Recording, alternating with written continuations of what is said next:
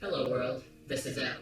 Today I'm going to be talking about labels and the dangers of generalization by use of titles. Let's jump right in. As humans, we have the exceptional ability to use and create complex languages as a tool to communicate a vast array of ideas, concepts, and other abstract representations of the world around us.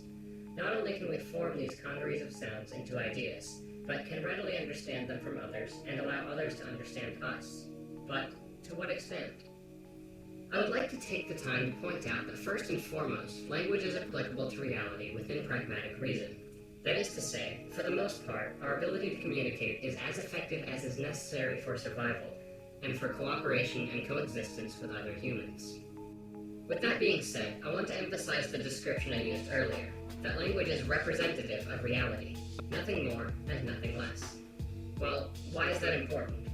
It still allows us, for all practical purposes, to get by in everyday life and much more. It is important to recognize language as a representation of reality and not confuse it as a picture of reality. Our concepts of the universe, of the laws of physics, of even very basic principles are simply depictions of our perceptions or conceptions. For example, although Newton's laws of gravitation works exceptionally well in predicting the events of massive bodies such as planets, it only describes the actions and events occurring, but is not itself an exact depiction of the underlying principles governing such things. The law is stated as follows. A particle will attract every other particle with a force that is directly proportional to the product of their masses and inversely proportional to the square of the distance between their centers.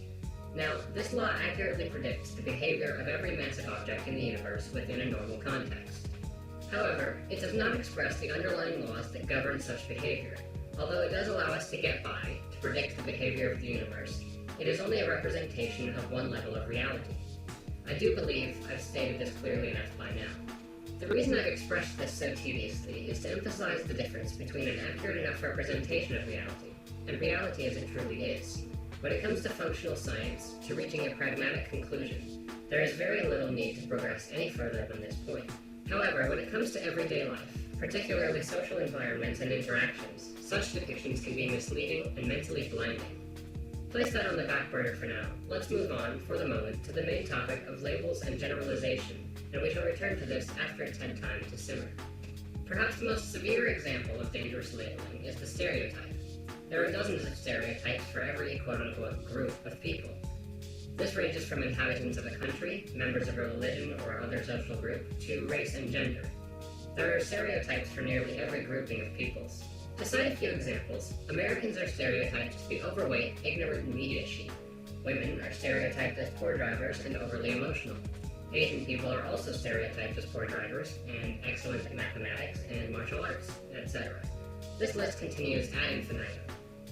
I'd like to state here, to avoid offending anyone, that I do not take any of these positions. They've been offered merely as examples of stereotypes and generalizations believed and thought by other people in the world. Let's take the stereotype of all Americans being ignorant and sheepish. Where does this idea come from? Well, some stereotypes are based in truth. However, thoroughly applying them is incredibly foolish. Why? Because although a certain percentage of the common populace may fit into such descriptions, obviously, it does not apply to each individual within the grouping. This is a rather broad example, but it highlights my point, which is that applying this stereotype, believing that all or even most Americans are this way, will inevitably cause one to fail to see the individual differences within the group. Another great example is the common phrase of debate. How often do you hear the phrase, "they're all alike," spoken about a given race? Hopefully less and less every day. But consider the effect of making such an utterance. To say, "they're all alike," is to say, everyone that fits this description is the same. There's no need to distinguish among them.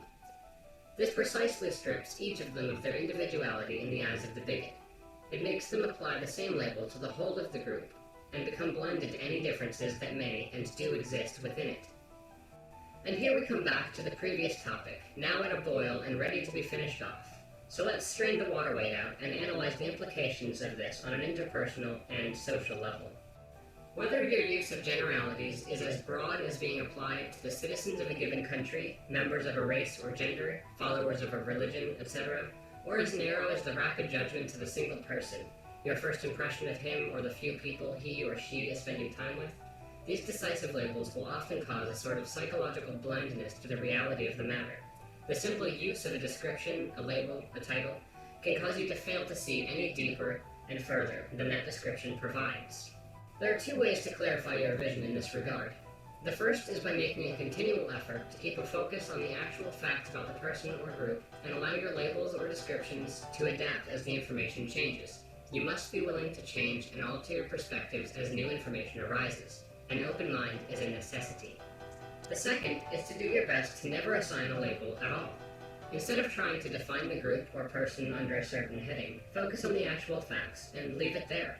Never think, for example, Joe is rude every time I've interacted with him, so Joe is a rude person.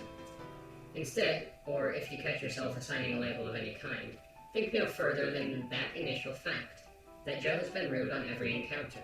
Never define this as a trait descriptive of Joe. Just leave your thoughts with the recognition of the fact. This is not to say you can't draw conclusions from this fact. Joe has had a reason for acting the way he is, whether or not it's reasonable. It is impossible for humans to entirely avoid the use of labels. As I said in the beginning of this video, language is incredibly useful for us. Our species would not be where it is without the ability to form abstract conceptions and representations of reality in order to make progress with one another. In summary, the use of language is a core aspect of what it means to be human, but we must keep in mind that it is, in the end, a form of representing reality, and not necessarily an accurate one. It is a tool, and as with any tool, we must be careful how we use it. You may have noticed that I gave two possible solutions to get around generalization blindness, but I never stated which is the better method. That's because every person is different and may require a different method to adapt. Please feel free to discuss this in the comments below. Thank you for listening.